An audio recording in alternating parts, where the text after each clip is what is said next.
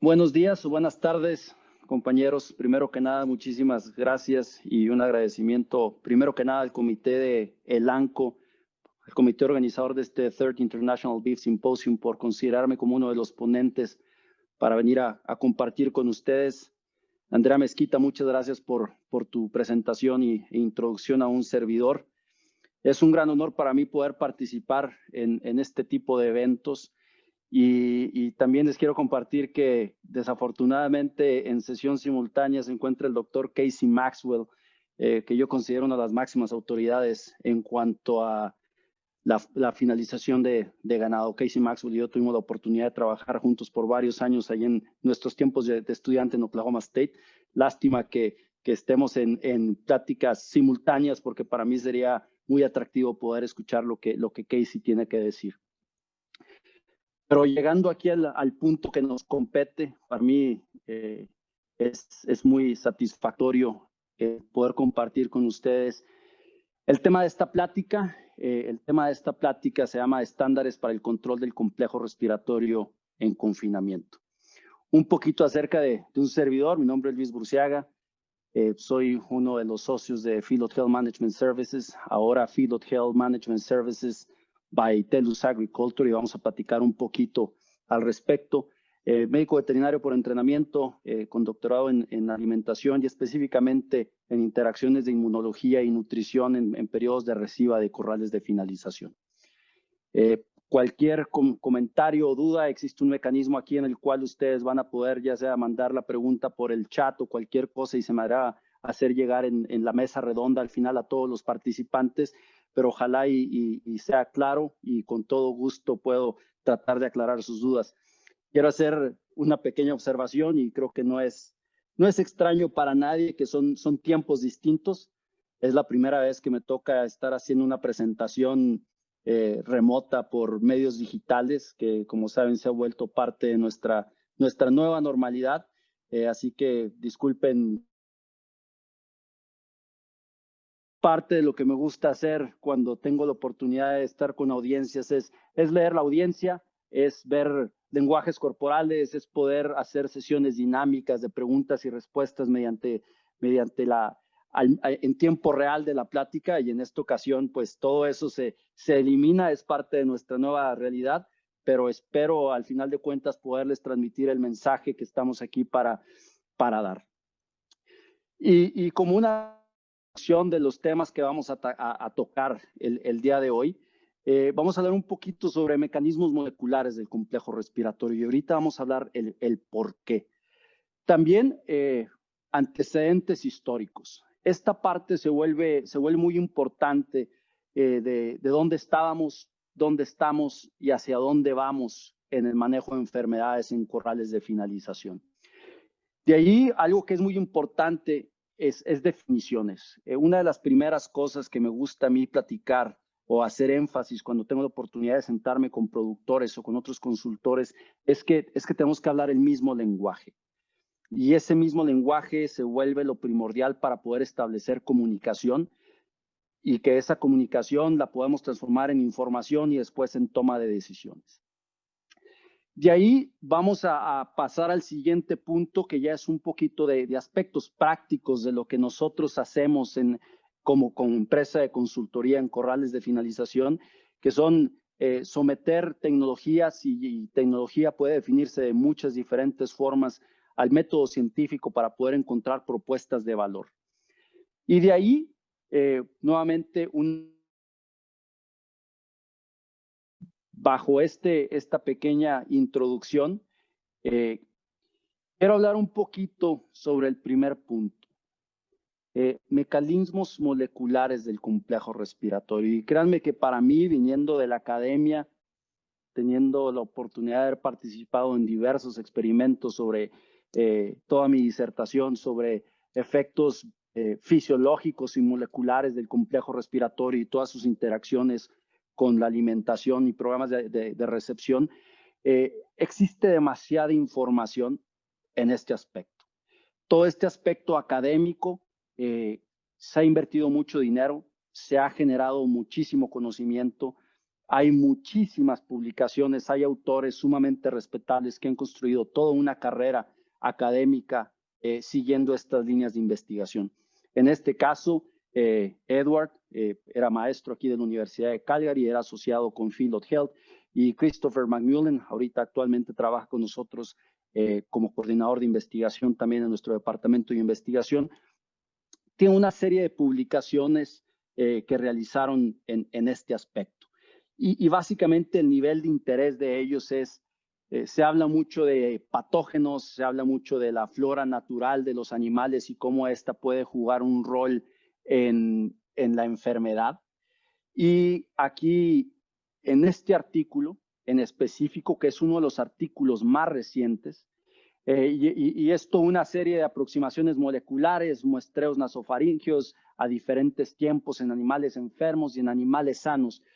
Pero el mensaje principal que para mí me deja es precisamente lo que mencionan aquí. Todo lo que vemos en cuanto a patógenos, todo lo que vemos en cuanto a evolución de la flora natural de los animales a través de la enfermedad, la principal fuente de variación es el individuo. Hay animales que reaccionan a la enfermedad de alguna forma y hay animales que reaccionan de una forma completamente distinta a la enfermedad. Entonces, esa variación es lo que genera un gran desafío a nivel operativo para el personal de salud en los corrales. Y ese es un mensaje sumamente importante. La variación que existe, no nada más entre las poblaciones, sino entre los individuos, se vuelve de extremada relevancia y muy pocas veces le damos la validez o la relevancia que implica. Existe otro artículo. Este artículo es un artículo extraordinario de la disciplina de Metabolomics. Allá en mis tiempos de estudiante también tuve la oportunidad de participar en algunos proyectos, pero eso ya hace 13 años. La tecnología ha evolucionado muchísimo. Ahora las herramientas son más accesibles y menos costosas para poder llevar a cabo este tipo de procedimientos. Y una de las cosas que pudieron determinar es claramente diferencial los parámetros biológicos o metabolómicos en suero y en plasma entre animales que están cursando una enfermedad contra animales que no están cursando la enfermedad, en este caso específicamente complejo respiratorio. Entonces, el avance en la ciencia básica, nos permite aislar diferentes cosas que se vuelven muy importantes desde el punto de vista académico. Y se han invertido millones de dólares. Hay grants en todo el mundo enfocados a Australia. Tiene una serie de publicaciones extremadamente interesantes sobre toda la epidemiología del complejo respiratorio. Sin embargo, el problema que nosotros vemos es la vinculación entre el conocimiento básico y la aplicación de ese conocimiento a la práctica de todos ustedes, de todo el personal de salud, de toda la persona involucrada en el negocio de producción de carne, se vuelve extremadamente limitada. Y de ahí, dejando eso bien claro, quiero hacer una reseña histórica de lo que nosotros observamos. Como antecedente, Field of Health Management Services es una empresa que se dedica únicamente a la consultoría de corrales y hacemos consultoría para aproximadamente 5 millones de cabezas al año en diferentes países: Brasil, China, México, Kazajistán, Estados Unidos, Canadá, que es donde están nuestras oficinas. Y en base a los sistemas de información, cada animal que entra a los procesos de finalización se registra en nuestro sistema con un número único, y todo eso nos permite registrar todos los eventos de todos los animales. No nada más de los animales que entraron a los hospitales, no nada más de los que se murieron, sino para poder construir bases de datos epidemiológicas necesitamos tanto el numerador como el denominador. Gran parte de mis presentaciones históricamente se basaban en el agradecimiento a mi esposa por todos los viajes que yo hacía. Hubo años hasta antes de marzo, que llegué a pasar hasta 280 días fuera de casa, recorriendo el mundo, haciendo lo que me gusta, y para poderlo hacer necesito de un gran pilar como mi esposa y mis 2 hijos. Sin embargo, como todos ustedes saben, a partir de marzo, las vidas de todos cambiaron. Y somos muy afortunados de poder seguir aquí, de poder estar platicando con ustedes en una situación de pandemia que no habíamos tenido afortunadamente la oportunidad de vivir, y que eso genera otros desafíos de interacción familiar a los cuales no estaba acostumbrado. Pero no hay nada como el poder ver todos los días a mis hijos y continuar haciendo lo que me gusta, el tener un equipo que nos permita seguir dando nuestros servicios de consultoría, las relaciones con los clientes, el uso de tecnología como en este caso. Todo eso nos ha llevado a que nos readaptemos para poder seguir dando la propuesta de valor de nuestra empresa y al mismo tiempo llevar ese balance personal que no existía anteriormente para un servidor. Pero si no fuera por ellos, nada de lo que yo les estaría diciendo ahorita sería posible. Y vamos a entrar un poquito a lo que les decía. Philot Health, como empresa de consultoría, hacemos consultoría para aproximadamente 5 millones de cabezas al año. Esta gráfica es en dónde estábamos, en dónde estamos en cuanto a la mortalidad en corrales de finalización para una población en específico y durante una época del año en específico. No es para toda la base de datos, no podemos decir que esto es una representación de todos los corrales o de todos los países. Esta es una pequeña muestra de una realidad para una población, para una época del año. Y eso se vuelve muy importante porque las empresas tratan de parametrizar y siempre están buscando indicadores. ¿Cuál es la mortalidad que debo esperar? ¿Cuál es el número de tratamientos que puedo esperar? Y todo eso son factores que, como vimos, existe variación individual y entre las poblaciones. Pero ¿cuál es una tendencia clara? Una de las tendencias más claras es que en el 2018 y en el 2019, para esta población en específico, para esta época del año en específico, el desafío en cuanto a salud en los animales que llegan a los corrales se ha incrementado y se ha incrementado casi un 2x, el doble de riesgo. Y eso es una situación que ha llevado a empresas a cambiar de veterinarios, cambiar de nutriólogos, y todos tratamos de buscar excusas. Pero la información es lo que la información es. Y esta es una tendencia que si lo evaluamos y la comparamos con otras bases de datos publicadas, sobre todo en Estados Unidos mayormente, es algo que es real y es consistente. Este riesgo a mortalidad se ha ido incrementando. Pero los muertos son lo que los muertos son.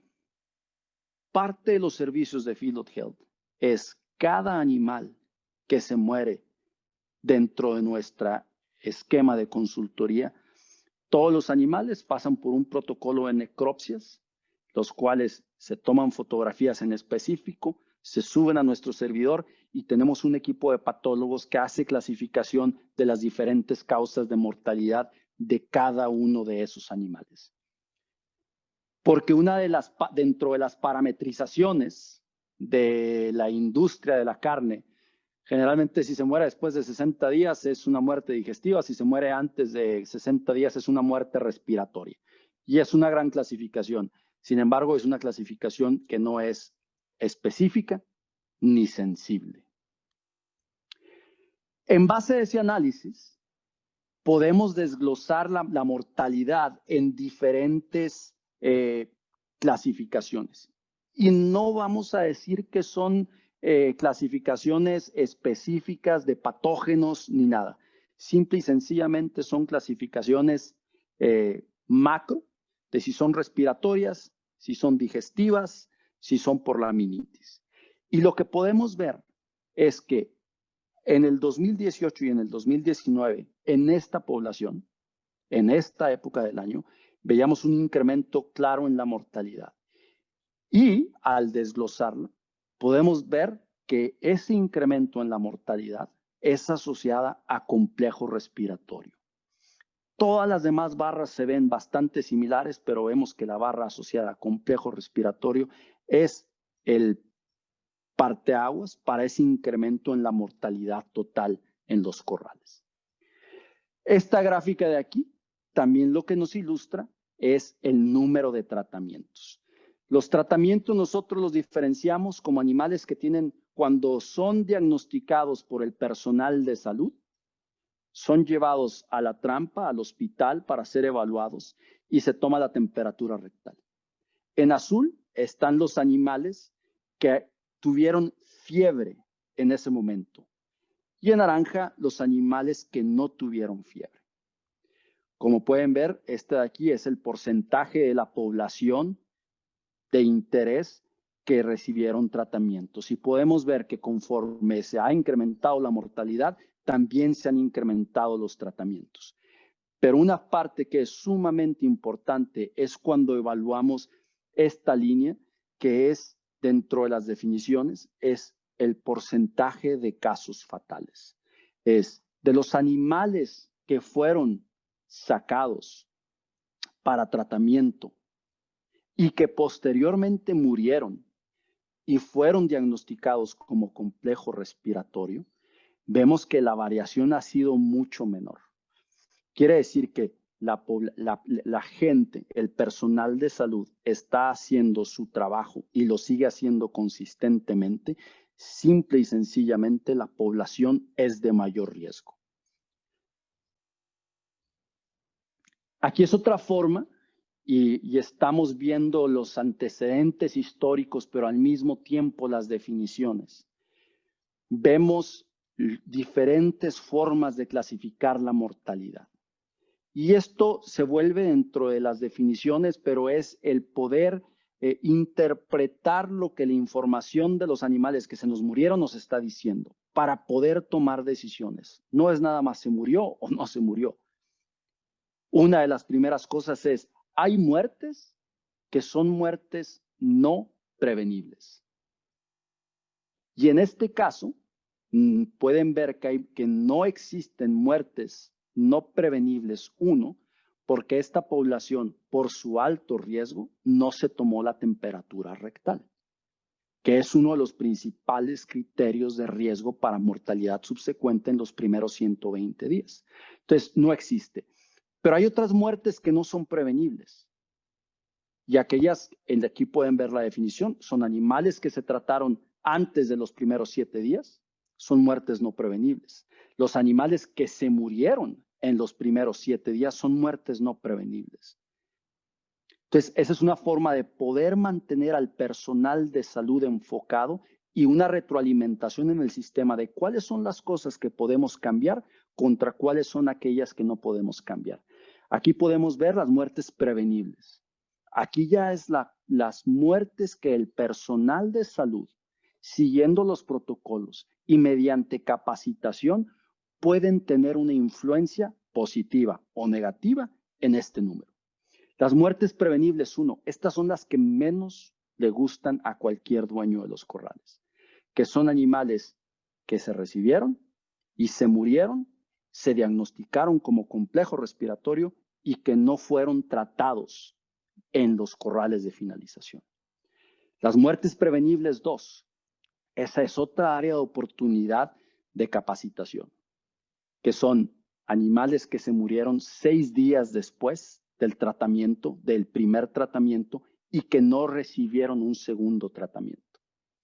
Y las muertes prevenibles 3. Como pueden ver, esta área es la más alta de incidencia. Esta es la principal área de oportunidad que nosotros vemos en los corrales.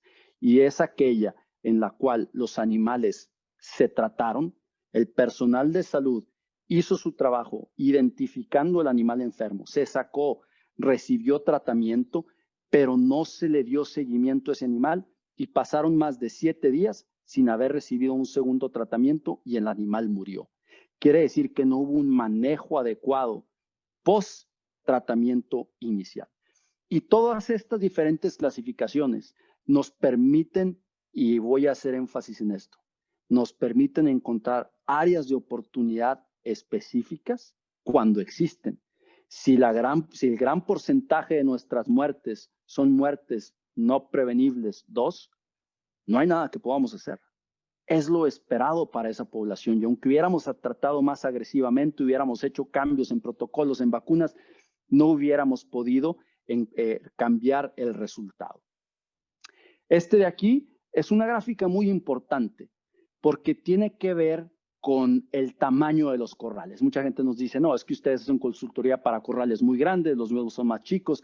Y esto es nada más el poder establecer si existen diferencias en el riesgo de la población de acuerdo a la capacidad de los corrales. Y los clasificamos como corrales con más de 10,000 cabezas o menor de 10,000 cabezas. Y como pueden ver, los animales de más de 10,000 cabezas en este caso representan el 40% de las entradas contra el 60% de los de menos de 10,000 cabezas. Y este de aquí se vuelve algo que es muy, muy interesante porque es la morbilidad. Como vemos en los corrales de más de 10,000 cabezas, existe un mayor porcentaje de animales tratados en comparación de corrales más chicos. Parte de eso, una parte de la explicación es que las poblaciones pudieran ser diferentes. La gente con corrales más grandes necesita llenar sus corrales más rápidos y establece una orden de compra más amplia en comparación de corrales con capacidades más bajas que no necesitan una rotación de ganado tan rápida y pueden ser un poco más selectivos en su ganado. Y esto de aquí se ve reflejado con que los corrales con capacidad de más de 10,000 animales tienen una mortalidad más alta en comparación de los corrales de menos de 10,000 animales, con capacidad de menos de 10,000 animales. Entonces, esto también nos ayuda a establecer criterios y establecer expectativas de los dueños en base a la variación individual, a la población y al medio ambiente en el cual van a llegar esos animales para ser finalizados. Y aquí podemos ver entre diferentes sexos.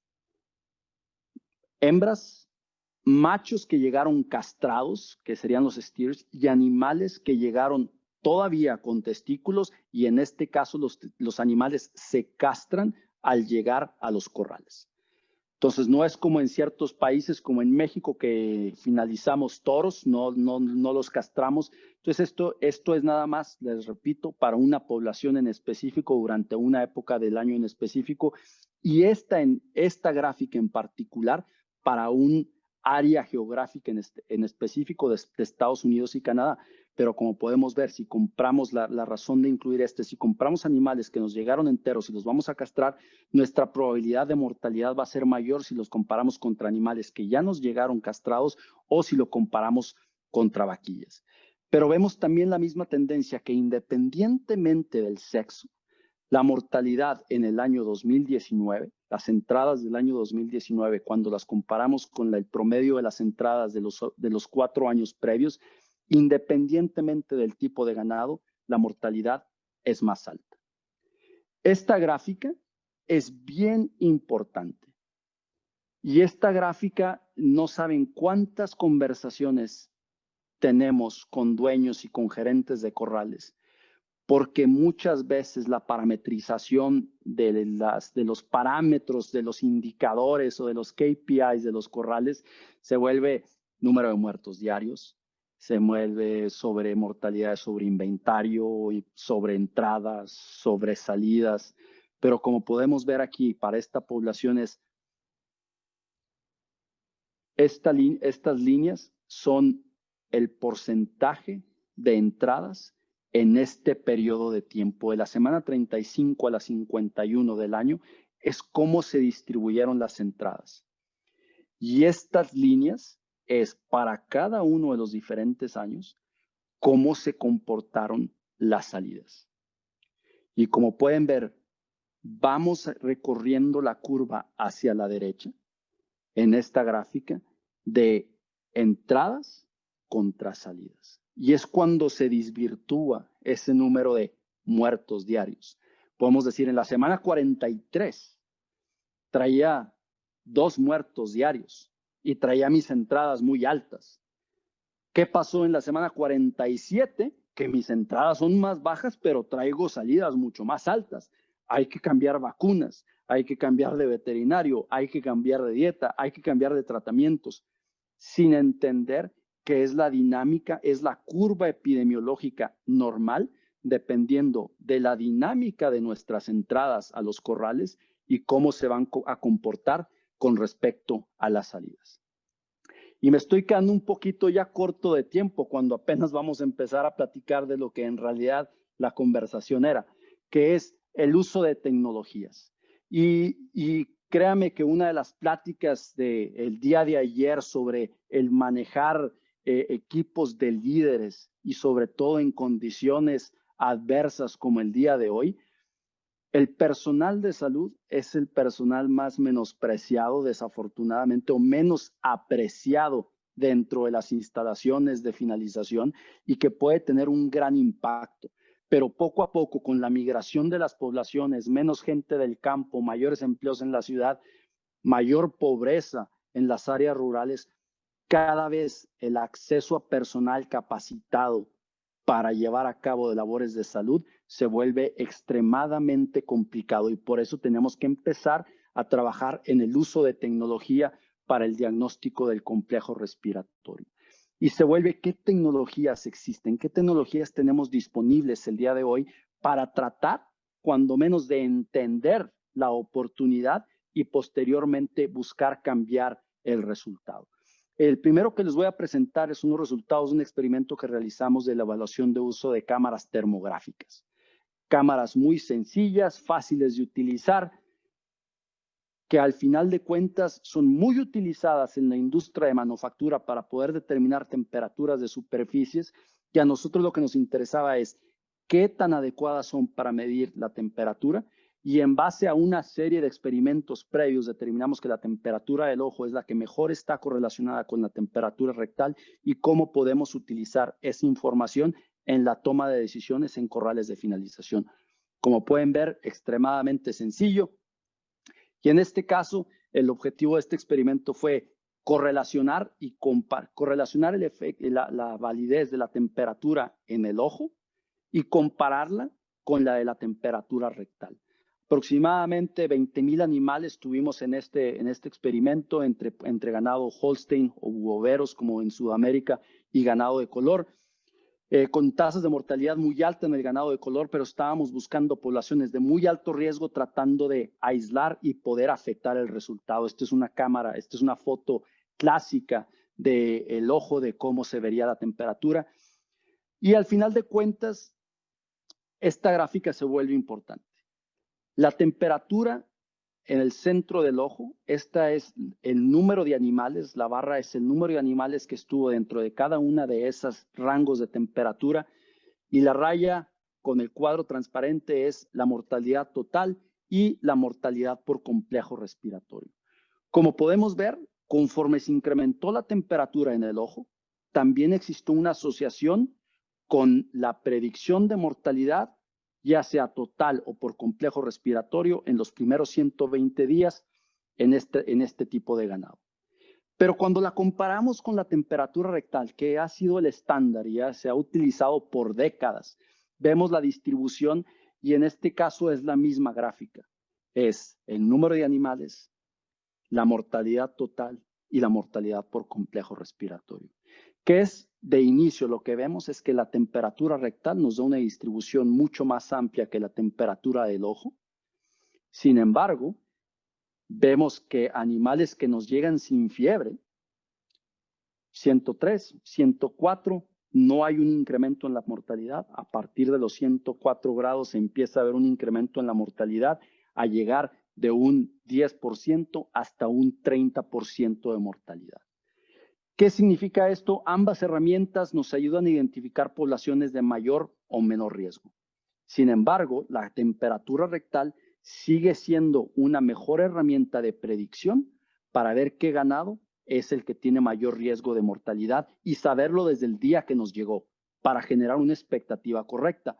Ahora, La siguiente pregunta se vuelve, ¿qué oportunidades tenemos mediante investigación de poder hacer una intervención en ese ganado que sabemos el día que llegó tiene una mayor probabilidad de morirse? ¿Cómo podemos modificar ese resultado para disminuir su mortalidad?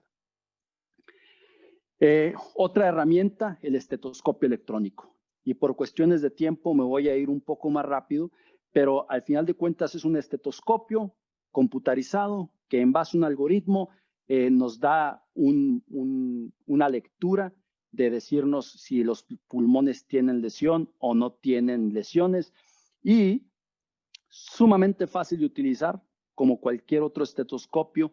Y en este caso evaluamos aproximadamente 2,000 animales al momento de ser traídos al hospital para ser tratados contra complejo respiratorio.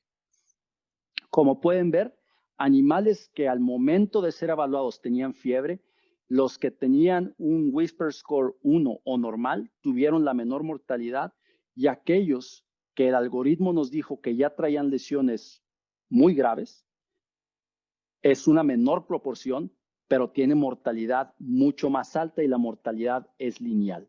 Y lo mismo nos pasa con los animales que no tuvieron fiebre. Independientemente que al momento de ser tratados no tuvieran fiebre, esta herramienta tecnológica nos permite identificar poblaciones que tienen mayor riesgo de mortalidad. Sin embargo, se vuelve la misma pregunta en cuanto a parámetros productivos, los que no tenían lesiones, aunque la respuesta no es tan lineal como en los parámetros de salud, también existe cierta diferenciación. Pero al final de cuentas, es una herramienta que nuevamente nos permite identificar animales con un riesgo de mortalidad mayor, y que ahorita estamos en fase de evaluación posterior para decir, ok, yo sé que tú eres un score 5 y que tu probabilidad de morir es mucho mayor. ¿Qué puedo hacer diferente con el uso de diferentes productos, llámese vitaminas, analgésicos, antibióticos, vacunas, pónganle el nombre que quieran, para poder disminuir tu mortalidad? Porque si no, las herramientas tecnológicas se vuelven un lujo sin una propuesta de valor real. Y ya por último, esta es una de las herramientas más innovadoras y que en base a la investigación que hemos hecho, más prometedoras. El desafío se vuelve el poder llevarlo a nivel comercial. ¿Cuál es el problema? El desafío de la industria de finalización es el personal. El personal de salud sigue siendo el estándar, y si llegó crudo o fue día primero o lo que sea, tiene demasiada variación entre ellos mismos. Y la calibración, por llamarla de alguna forma, o la especificidad, como le llamarían los epidemiólogos, es muy poca. Entonces, tenemos que generar herramientas que nos permitan utilizar a esos recursos porque son necesarios estratégicamente. Aquí tenemos ejemplos de gente checando corrales y están buscando el 1 o 2 o 3 animales enfermos en un día en un corral de 300, de 60, de 100. Se vuelve un gran desafío. En este caso, el sistema se llama READY, por sus siglas en inglés, pero que al final de cuentas, en base a la actividad del animal, con aretes que traen geoposicionadores, que no nada más nos da la interacción del animal moviéndose dentro del corral, sino las interacciones sociales dentro del grupo de animales dentro de ese corral y dentro de su ubicación en lugares específicos, bebedero y comedero, nos permitan llevar a cabo un diagnóstico adecuado. Y en este caso, tenemos una serie de 3 experimentos reportados en el cual el número de animales, el número de tratamientos por animal ha podido ser disminuido cuando dejamos que el sistema haga lo que tiene que hacer, que es identificar, y reitero, seguimos necesitando al personal de salud que haga su trabajo. Hemos podido disminuir el número de tratamientos y por lo tanto, desde el punto de vista uso prudente de antibióticos para el tratamiento de enfermedades en animales de producción, esa es una gran plusvalía porque nos elimina al máximo los falsos positivos. Y además, en otro experimento, se vio una reducción en mortalidad cuando los animales se aleatorizaron en poblaciones para ser evaluados por el sistema READY en comparación con el estándar que es el personal de salud. Y es casi una disminución del 50% de mortalidad. diciéndonos que un diagnóstico a tiempo, oportuno y correcto, en realidad puede ayudarnos a disminuir esa mortalidad. Porque este es el desafío que el personal de salud ve. Ellos están checando la población y es bien difícil poder identificar de todos esos animales cuáles son los que requieren tratamiento y cuáles son los que tienen mayor probabilidad de morirse. Este de aquí es un video de cómo funciona el sistema Ready. Como pueden ver, estamos evaluando un corral en específico y podemos ir checando arete por arete y nos va a dar el historial clínico de cada uno de esos animales. En diferentes colores están los diferentes niveles de riesgo de ese individuo, pero como pueden ver, hay un individuo en rojo. Y ese individuo en rojo lo vamos a poder aislar, vamos a poder ver su posición, su número de arete, cuándo fue la última vez que se trató, para que el personal de salud, en lugar de ir a checar todos los otros animales, se enfoque en ir a sacar ese animal que la tecnología nos está diciendo que tiene un mayor riesgo de mortalidad y en este momento mayor oportunidad de éxito al tratamiento. Entonces es una tecnología sumamente valiosa que estamos desarrollando y trabajando con diferentes empresas para poderla llevar a cabo a una escala comercial. Para concluir, el uso de sistemas de información, el uso de sistemas de tecnología en la finalización de bovinos es imperativa. Tiene que pasar. Tenemos que mudar la industria de ese aspecto tradicional y dependiente 100% de personal al uso estratégico del personal y dejarnos llevar por la tecnología como se ha hecho en muchas otras disciplinas. Y esto para poder establecer estrategias de control y prevención de enfermedades clínicas y subclínicas. Pero algo que es sumamente importante, y como pueden ver aquí, no estamos recomendando ninguna de las tecnologías, porque en base a la investigación, a excepción del sistema Ready, que en 3 proyectos de investigación ha demostrado que en realidad podemos modificar el resultado, las otras son herramientas que se vuelven interesantes, muy interesantes, pero con muy poca o nula propuesta de valor, porque únicamente nos dan una realidad que no podemos hacer nada para modificarla. El sistema Ready es uno de los primeros que en realidad nos está dando la oportunidad, en base al rigor científico, de poder modificar el resultado mediante la disminución de uso de antibióticos en un experimento y la otra mediante la disminución de la mortalidad. La investigación en sus corrales comerciales es el punto crítico para la toma de decisiones. Y es importante, y esto no me canso de hacer énfasis, la finalización de bovinos no es un proceso de manufactura en el cual queramos aferrarnos a indicadores, a KPIs. Tenemos que considerar la variación, la época del año, el riesgo, la diferencia en el riesgo, la manifestación entre los individuos para poder hacer. Tenemos que manejar, como diría el doctor Dan Thompson, tenemos que aprender a manejar el caos. Vivimos en un caos todos los días en las operaciones y tenemos que poder aprender a manejarlo y no permitir que los indicadores nos traten de manejar las operaciones. Hay que hacer mejores cosas. No nada más hay que hacer más cosas o medir más cosas. Hay que medir las cosas correctas para hacerlas mejor. Y todo el uso de tecnología tenemos que tratar de capitalizarlo financieramente y no volverlo un problema operativo. Con todo eso, esta gráfica a la gente del ANCO les va a encantar porque allá en mis épocas de estudiante, este es un sistema que el ANCO desarrolló, que era el sistema DART, que se basaba en la clasificación de animales enfermos en base a la depresión, a la falta de apetito, respiración incrementada y al final de cuentas el criterio cuantitativo era la temperatura rectal. Sin embargo, ahorita tenemos que dar el siguiente brinco a que sea una T adicional, que es el uso de tecnología. Y llamemos tecnología diferentes herramientas que existen actualmente y que van a existir en el futuro, pero tenemos que poder incorporarlas en nuestros sistemas de producción. Y para terminar, por último, parte de ese compromiso de Philot Health acaba de ser anunciado que fuimos adquiridos por TELUS Agriculture. TELUS Agriculture es una de las empresas más grandes de Canadá, es una empresa de telecomunicaciones con la cual estamos apostando más y más al uso de tecnologías y al uso de información para transformar los sistemas agroalimentarios en el mundo. Sin más, agradezco a todos su tiempo y cualquier pregunta que tengan, estoy aquí a la orden para tratar de contestarlo.